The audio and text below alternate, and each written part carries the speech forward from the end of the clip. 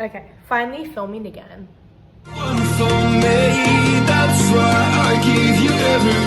guys, it's Sam. Welcome back to Book It. I have not filmed in so long, and I can be honest with you. The reason I haven't is because I have fallen into a hole where every time I have a free second, I'm watching Caleb Hammer's financial, oh my gosh, what is it? Audit. Financial audit. And he's basically a guy on YouTube that like takes people who are in terrible debt and like helps them out. And I don't know why, but I've been watching a lot of it and I've been saving a lot of money. But we are finally going to finish the Hunger Games series with the prequel, A Ballad of Songbirds and Snakes. So this book came out literally 10 years after every other book in the series. So at this point, we have gone through Hunger Games, Catching Fire, Mockingjay, and then I didn't do a video on them, but I've talked about them in another video. Basically, like the tribute guide, the Hunger Games companion, which is like just basically like the forethought and the logistics breakdown of the Hunger Games and stuff like that. We were finally talking about Ballad of Songbirds and Snakes. Now, the reason this took so long was because this was the last book that I read before I started annotating all my books. So I literally finished this book, and then the first book I picked up, I started annotating, and I was like, I don't want to reread this right now. So I waited about a year and a half, finally reread it. This is such a good book. Suzanne Collins, the reason I fell in love with reading, literally came out with this banger, and the movie is also amazing. So this will have spoilers in it, but like, love. So this is the prequel of the entire Hunger Games franchise. Basically, it focuses on President Snow when he was younger, Coryo Snow. He sucked as a president in the original series. Kind of makes you feel for him in this series. So it follows him. He's in the academy. He doesn't have a lot of money. The war just happened. Basically, the Snows are kind of like falling because they don't have any money left. And this year, they decided that all of the tributes for the Hunger Games are going to have a mentor, which is going to be kids from the academy where he's from. So he's one of them. It is the 10th anniversary of the Hunger Games, so it's very, very new. It's actually one game before Mags. So Mags's games was the 11th Hunger Games. So she was in the 75th Quarter Quell. She was Finnick's mentor. She was like the year after this. So this is considered like the lost year. So the 10th annual Hunger Games has literally been wiped from the capital. Like you can't find any information about it. You can't find any of the tributes. Like the winner of it, you don't have any information on. Basically, they built a system where they completely removed everything about these games. The reason was because it was an act of rebellion. Basically, the winner was Lucy Gray Baird, the district from District 12. So just like Katniss. And she and Coryo, that was her mentor. And basically, the first half of the book is him getting to know her in the games.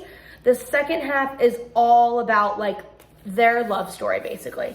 So basically, Lucy Gray wins by cheating because Coriolanus helps her cheat because he kind of falls in love with her and is like, I don't want her to die. Falls in love with her, cheats, she wins. Immediately, he is getting reprimanded and they're like, you're going to the Peacekeepers because we're not going to tell anyone that you cheated. She is sent back to District 12. That's what they did back then. They didn't have like a winner's capital or like the winner's circle or anything. You won, you got sent back to your district. There is so many connections to like the Hunger Games in this book, but basically they have this whole love story and she kind of realizes that he's not really a good person, which we already know from like the first set of books, but this is like his villain arc. Like this is like the Batman's parents being killed in the alleyway. This is his literal villain story. So, yeah, not a good guy. I'm not going to tell you about the ending, but like not a great guy in this book. I will tell you some of the connections that like they have to the Hunger Games because I think this is like my favorite part. I love going on Reddit and just reading the Songbirds and Snakes, like just subreddit posts. Okay, so basically Snow sucks, backstabs most people in his villain era. Then he meets Lucy Gray, Snow, and basically like she's the reason that he hates everyone, especially Katniss 64 years later. Okay, so here are some connections to the Hunger Games. Snow's father was actually the inventor of the Hunger Games when him and Dean Highbottom got super wasted one night and submitted it as like a why, like what the Capitol should do against the rebels. It was picked up by the not Professor McGonagall, oh my gosh, that's Harry Potter. Professor, what's her face? She's like the crazy one. Oh my gosh, what is her name?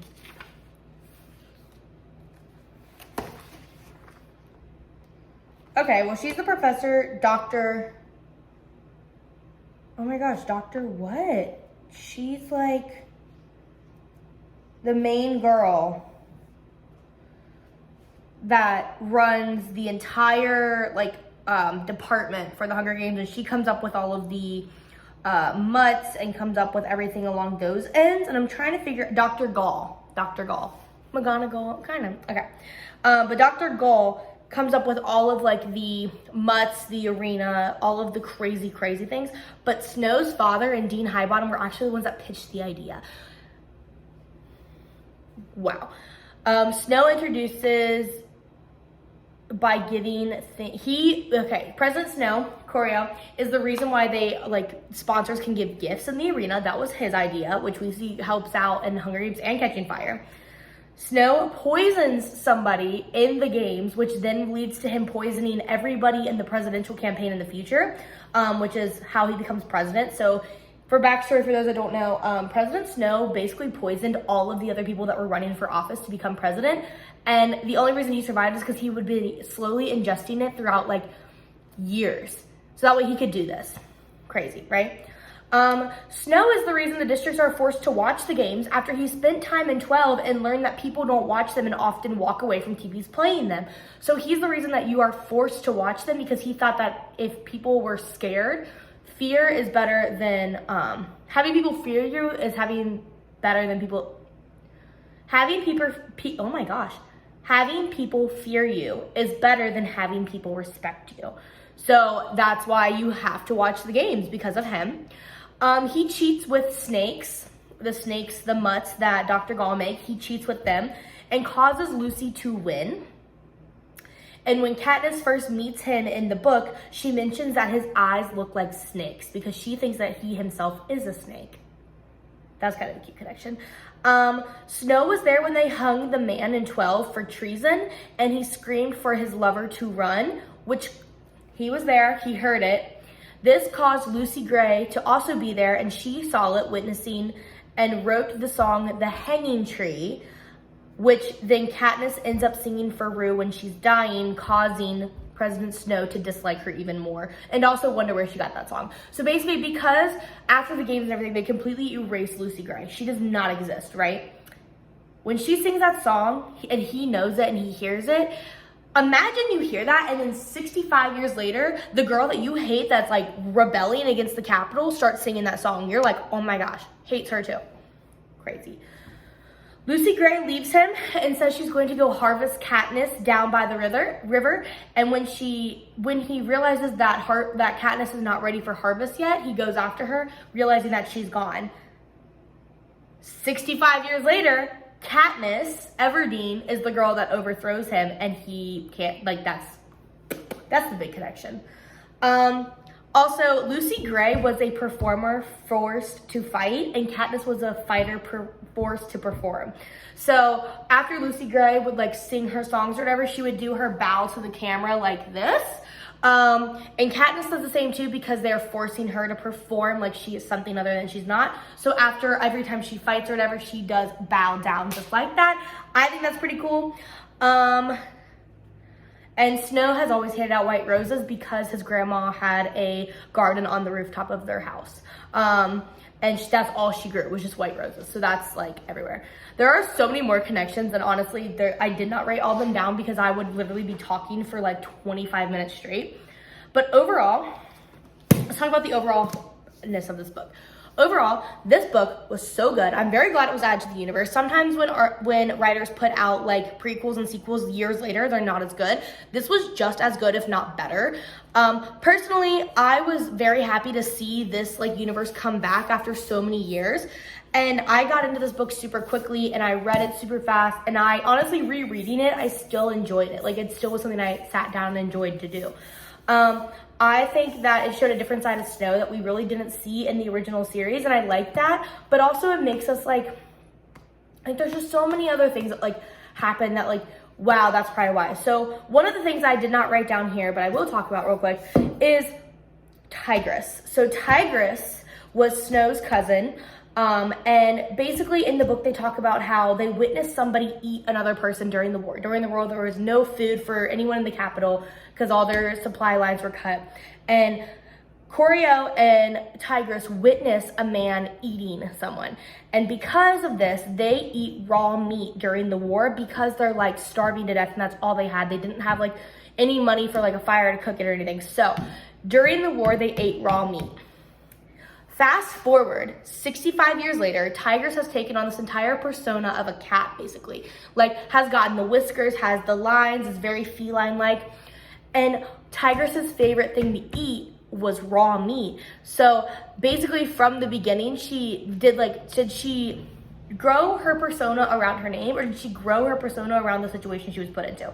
Also, I think that Tigress is the reason that all these trends started with like these crazy over-the-top outfits and stuff and all the body modifications, which was because she liked to eat raw meat from when she was younger, which I think trickled over to her feeling more like feline, like a cat, and basically wanted to change that. And because Coryo was the president and was working with all these games and stuff like that, she started to dress like very feline-y. And because of her body modifications, it just became like a whole big thing. So I personally love it. I love her. I think she's great. And it also shows a side of her that we never got to see in the original series, but it did show another side of Snow. Basically, love this book. This book is a 5 out of 5, and I want to thank Suzanne Collins for bringing this into our world. I love it so much. That's it for now. 5 out of 5. Super happy to have it. Thank you so much for watching. If you want to see any of the other videos I posted, they are in a playlist that'll be on the end of the screen. But yes, that is it. Thank you so much. Make sure you like and subscribe. It helps me out so much more than you could possibly ever think. And until next time, bye!